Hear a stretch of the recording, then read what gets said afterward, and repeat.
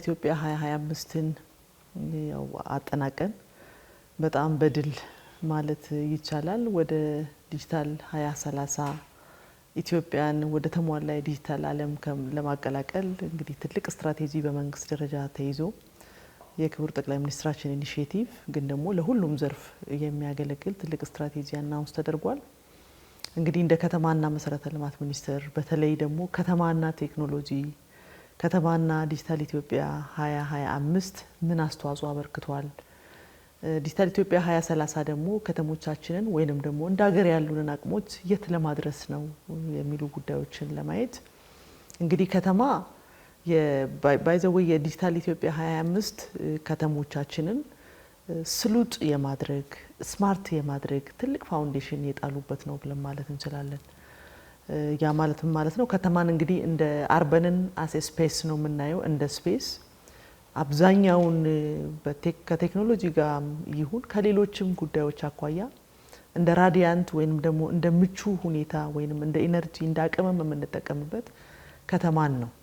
ከተማ እንደ ስፔስ እንግዲህ ለቴክኖሎጂው በጣም ቅርብ ከመሆኑ ጋር ተያይዞ ትልቅ አስተዋጽኦ ማበርከት የሚችል ይሄ ዲጂታል ኢትዮጵያ 2025ም ደግሞ በከፍተኛ ደረጃ ከተሞችን መሰረት በማድረግ ከተሞች አካባቢ እንግዲህ ለቴክኖሎጂው ቅርብ ከመሆናቸው ጋርም የተነሳና እንዲሁም በመደመር መንግስትም ከተሞች የኢኮኖሚ መፍለቂያ የፈጠራ የቴክኖሎጂ የብልጽግና ማሳያ እናደርጋቸዋለን ተብሎ ከተቀመጠው አኳያ እጅግ በጣም ቅርበት ያለው ስትራቴጂ ነው። ከተሞቻችንን በከፍተኛ ደረጃ ማገዝ ብቻ ሳይሆን መለወጥ የቻለ ትልቅ መሰረት መጣል የቻለ ነው ብለን መውሰድ እንችላለን። በተለይ ከተማን ከእቅድ ዝግጅት አኳያ ፕላኖቻችን ስማርት ፕላን መሆን እንዲችሉ የተደረገበት መንገድ የዲጂታል ኢንፍራስትራክቸርን እንግዲህ መሰረተ ልማትን በመገንባት ሂደትም ይሁን አገልግሎትን ከማዘመን አኳያም ትልቅ የራሱ አስተዋጽኦ ማበርከት ችሏል። እንግዲህ አንድ ከተማ ስሉጥ ከተማ ነው ብለን ለማለት መሰረታዊያን መሟላት የሚገባቸው ጉዳዮች አሉ። ለምሳሌ አንዱ ስማርት ከተሞች ከምንላቸው አንዱ ስማርት ሞቢሊቲ ነው። ሞቢሊቲ ለምሳሌ የምቹነት ያለው እንቅስቃሴ በከተማ ውስጥ ከመኖር አኳያ አንዱን ክራይቴሪያ የምንወስደው እንዴት ነው ሰው የሚንቀሳቀሰው በከተማ ውስጥ በእግርም ይሁን እንቅስቃሴው በባይስክልም ይሁን በመኪናም ይሁን በሞተራይዜሽንም በነን ሞተራይዜሽንም እንቅስቃሴና እንዲሁም ደግሞ በተፈጥሯዊ እንቅስቃሴ ውስጥ ከተማ ምቹ ነው ወይ ብሎ ለማለት በጣም ትልቅ አስተዋጽኦ ማበርከት የቻለ ስትራቴጂ ነው ብለን ማለት እንችላለን። ለምሳሌ የኮሪደር ልማትን እንደምሳሌ መውሰድ እንችላለን። ከተማ ውስጥ ያሉትን መረጃዎች የምናገኝበትን መንገድ ወስደን ማየት እንችላለን። ከተማን ለነዋሪ ምቹ በማድረግ ሂደት ውስጥ ዲጂታል ኢትዮጵያ 2025 የራሱ የሆነ ትልቅ አስተዋጽኦ ማበርከት የቻለ ነው። እሱን ከሞቢሊቲ አኳያ ማየት እንችላለን። በሁለተኛ ደረጃ ስማርት ከተሞችን ብለን ስንል ዲጂታል ኢትዮጵያ 25 ደግሞ ለዚህ መሰረት ጥሏልን ብለን ስንል በዋናነት የምናነሳው ዲጂታል የሆነ ወይንም ደግሞ ስሉጥ የሆነ ኢኮኖሚን ማየት እንችላለን። ይሄ ማለት ነው ለምሳሌ ኢኮሜርስ መውሰድ እንችላለን። የፋይናንስ ዝውውር ሰው የሚገዛበትና የሚሸጥበት ፍጥነት የሚወሰንበትን መንገድ ማየት የምንችል ይሆናል ማለት ነው። ለምሳሌ እንግዲህ ድሮኛ በጣም ከጥሬ ገንዘብ ጋር ያው አብረን የኖርን ሀገርና ህዝብ ነን። በዲጂታል ኢትዮጵያ 2025 ስትራቴጂን ማዕከል ተደርጎ በከተሞች አካባቢ ላይ ይፈጠር የነበረ የዲጂታል ትራንዛክሽን ማአት ማንሳት እንችላለን ማለት ነውና ዛሬ ሰው ጥሬ ብር ይዞ መንቀሳቀስ የሚገደድበት ደረጃ ላይ አልደረስንምና ይሄንን ስማርት ኢኮኖሚን ከመፍጠር አኳያ እንግዲህ ኢኮኖሚ ከፍተኛ ፍጥነት ይፈልጋል። ለእነኛ ሁሉ ፍጥነት ደግሞ ማሳለጫው ቴክኖሎጂ እንደመሆኑ መጠን የስማርት ኢኮኖሚውንም በከፍተኛ ደረጃ ማንቀሳቀስ የቻለ ለኢኮኖሚው ደግሞ ከተሞች የራሳቸው ትልቅ አስተዋጽኦ ማበርከት የሚችሉ እንደሆነ ሁላችንም እናውቃለን ማለት ነው። ይሄ ማለት ነው የዓለም ኢኮኖሚ ላይ የዓለም ጂዲፒ ላይ ትልቁን አስተዋጽኦ የሚያበረክቱት የዓለም ከተሞች ናቸው። እሱም ወደ 80% የሚሆነውን ገደማ ጂዲፒ ላይ ኮንትሪቢዩት የሚያደርጉት የዓለም ሀገራት ከተሞች ናቸው። በኢትዮጵያ ኮንቴክስትም 55.4% ገደማ የሚሆነውን የጂዲፒ እድገት ኢኮኖሚ ላይ አስተዋጽኦ ያሉ ከተሞች ናቸው። ስለዚህ ከተሞቻችንን ስማርት የማድረግ ከተሞቻችንን ስሉጥ የማድረግ ለዚህ ደግሞ ፋውንዴሽን የመጣል ለኢኮኖሚ እድገት የራሱ ትልቅ አስተዋጽኦ የሚያበረክት ነው ብለን መውሰድ እንችላለን። እንግዲህ ሌላው የስማርት ከተማ ጋር የሚያያዘው ስማርት ኢኮኖሚን አይተናል፣ ስማርት ሞቢሊቲን አይተናል፣ ስማርት ኢንቫይሮንመንት ነው። ይሄ እንግዲህ ከተሞቻችን ሲፈጠሩ ምንም እንኳን ስታንዳርዳቸውን ጠብቀው ምንም እንኳን የዛሬ 100 ዓመት 200 ዓመት መጪ ትውልድን መሸከም የሚችሉ መጪ አዳጊ ኢኮኖሚን መሸከም የሚችሉ ናቸው ብለን እንኳን መፍጠር እንኳን ባንችል በደረስንበትና ካሁን በኋላ ደግሞ የሚፈጠሩ ከተሞች ያንን ማዕከል ባደረጉ መንገድና እንዲሁም ለኢንቫይሮንመንት ፕሮ እንጂ አጌንስት መሆን እንዳይችሉ የተደረገበት መንገድ ቀላል ነው ተብሎ የሚወሰድ አይደለም። ለምሳሌ ከተሞቻችን ኢነርጂ እንግዲህ እንደ ኢትዮጵያ የምንጠቀመው ኢነርጂ ከውሃ ጋር በቀጥታ የተያያዘ ነው። ይሄ ንጹህ ነው ተብሎ ሊወሰድ ይችላል። በሌላ መንገድ ደግሞ ለአየር ተጽዕኖ መበገር የማይችሉ ከተሞችን መፍጠር አለብን ብለን ከያዝነው አኳያ ለምሳሌ በፕላንኛ የምናስቀምጣቸው 30-30-40 የምንለው ስትራቴጂ ካሁን ቀደም ነበረ። ግን ደግሞ ይሄን ስትራቴጂም ተጠቅመንም ጭምር መሬት ላይ ማውረድ የቻልንበት ትልቁን አጋጣሚ ማየት እንችላለን።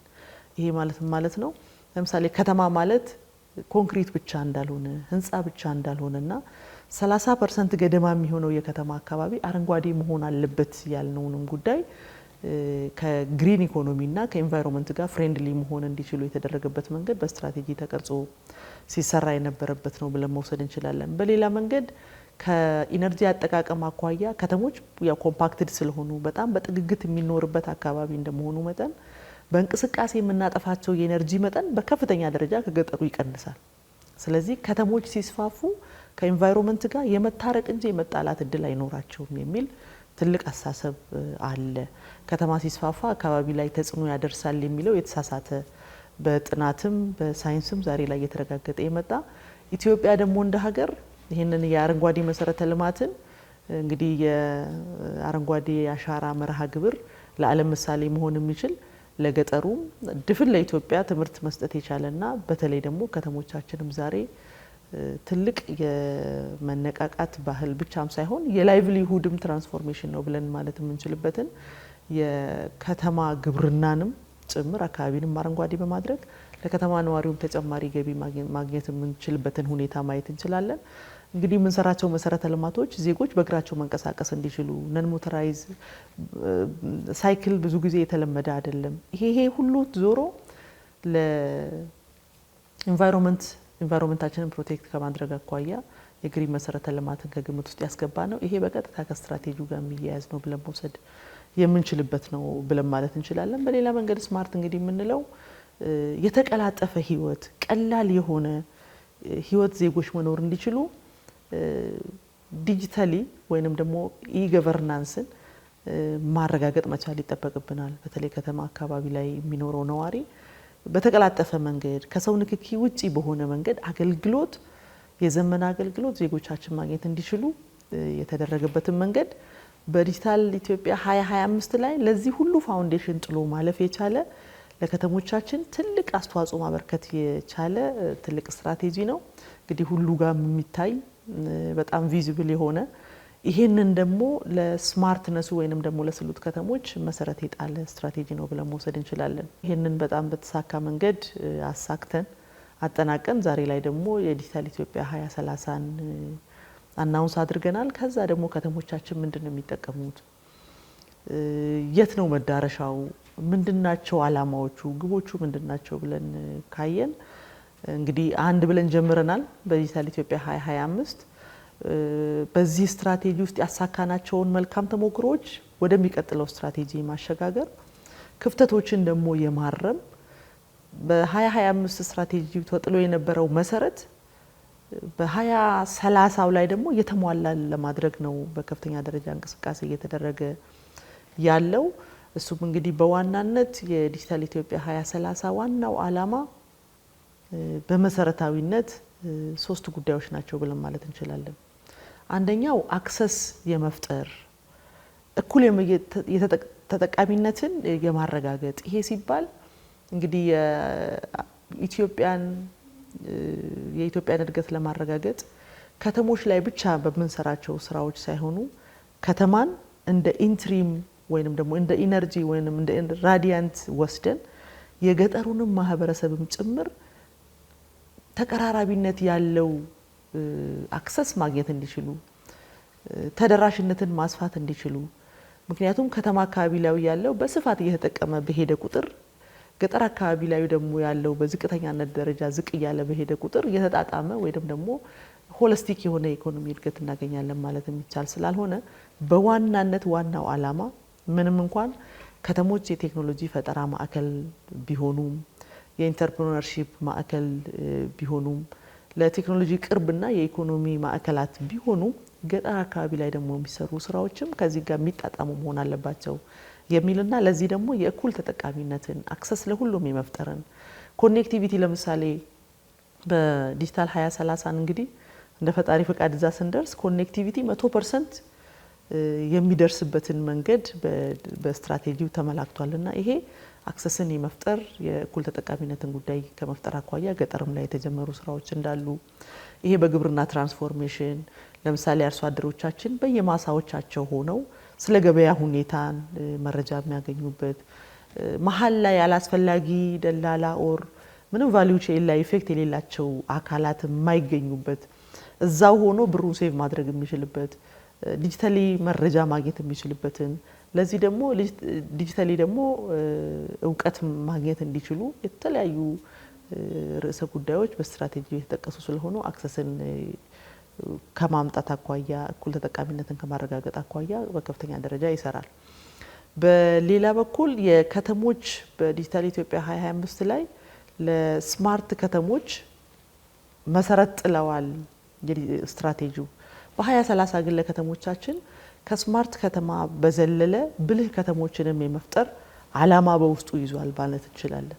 ለምሳሌ ዛሬ ላይ የከተማን ሴኩሪቲ ለማረጋገጥ ዲቴክት ያደርግ ከሆነ የቴክኖሎጂው ሌቭል ምናልባት በዲጂታል ኢትዮጵያ 2030 መጨረሻ አካባቢ ላይ ያንን መሰረት አድርገው የህግ አስፈጻሚዎች ወይንም ደግሞ የህግ አካላት ዲቴክት የተደረገውን ሰው ሊቀጡ የሚችሉበት ደረጃ መድረስ እንዲችል ለምሳሌ ዛሬ ላይ በየከተማ የሚገኙ ፖሎች ስማርት ፖሎች ናቸው።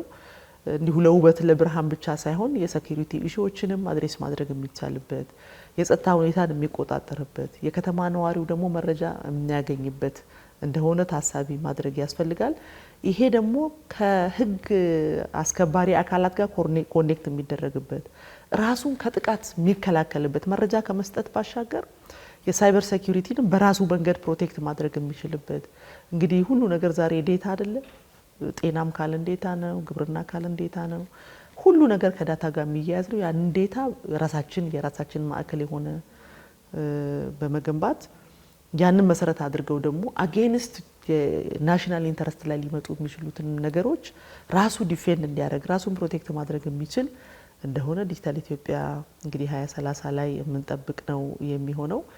በሁለተኛ ደረጃ ዋናው ግቡ ወይንም ደግሞ ዋናው ዓላማው ቅድም አክሰስ መፍጠር ነው፣ የእኩል ተጠቃሚነትን እድል የማመቻቸት ነው።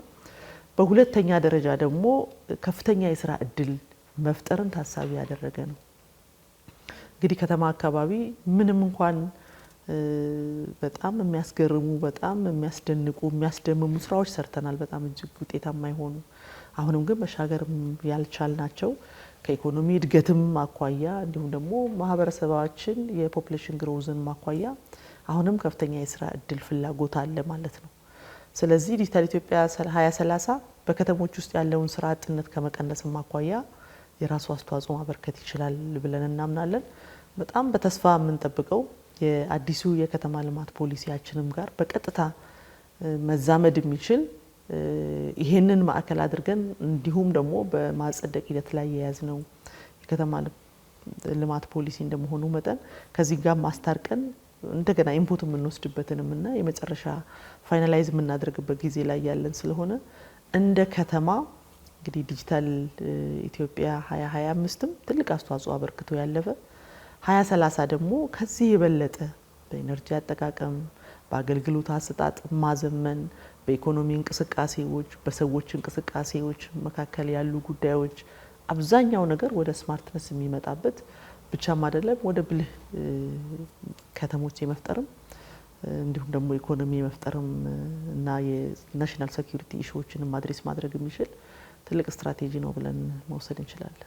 መንግስት ለዜጋው አገልግሎት በሚሰጥበትም ጊዜ የሚሆን በማስተዳደር ሂደት ውስጥ አንዱ ትልቁ እንግዲህ መታየት ያለበት ይሄ አካል የኔን ኢንተረስት የግሌንም ኢንተረስት እንደግል የሀገርንም ኢንተረስት ያስጠብቃል ብሎ ሰው ማመን አለበት። ለምሳሌ ዲጂታሊ በጣም ወደ ኋላ እኛ እንኳን ቀርተናል። ያው አሁን በጣም ሊፕ ፍሮግ እያደረግን በመፍጠንም በመፍጠርም በዝላይም ከዓለም መጨረሻ ቀርተናል ተብሎ ከተነሳው ማኳያ ቴክኖሎጂ መጠቀም ምንም ጥያቄ የሌለው ነው ማለት ነው። ለምሳሌ መስፈንጠሪያ ኃይሎች ብለን ወይንም ደግሞ አቅሞች ብለን በመደበር መንግስትም ካስቀመጥናቸው አኳያ አንዱ ዲጂታላይዜሽን ነው፣ ፈጠራ ነው፣ ኢንዱስትሪ ነው፣ ኢንተርፕረነርሺፕ ነው። ሌላው ደግሞ ንግድ ጋር የሚያያዝ ነው። በዚህ ሁሉ ውስጥ እንግዲህ አንዱ ትልቁ ነገር ዜጋውና መንግስት ዜጋውና አገልግሎት ሰጪውና ተቀባዩ ትረስት መፈጠር ይጠበቅበታል፣ እምነት። ስለዚህ ዛሬ ላይ በትሪሊየን ብሮች ዲጂታሊ ትራንዛክት እያደረግን ነው ብለን ስንል እምነት ከሌለ ትረስት ከሌለ ይሄ ነገር ሊቀጥል አይችልም ማለት ነውና መንግስት ከጊዜ ወደ ጊዜ በተለይ ከትረስት ጋር የሚያያዙ ጉዳዮችን በከፍተኛ ደረጃ እያሻሻለ እየመጣ የሀገር የቴክኖሎጂ አቅምም እያደገ ዴታዎቻችንን በራሳችን ካፕቸር የምናደርግበት በራሳችን ሆልድ የምናደርግበትና እሱንም ዴታዎች መልሰን ራሳችን አናላይዝ የምናደርግበትና ለኛ በሚጠቅም ለሀገር በሚጠቅም ለዜጋው በሚጠቅም ለሀገር እድገት በሚጠቅም መንገድ አናላይዝ የሚደረግበትም አቅም ከጊዜ ወደ ጊዜ እያደገ የመጣበትን ነው ማየት የምንችለው።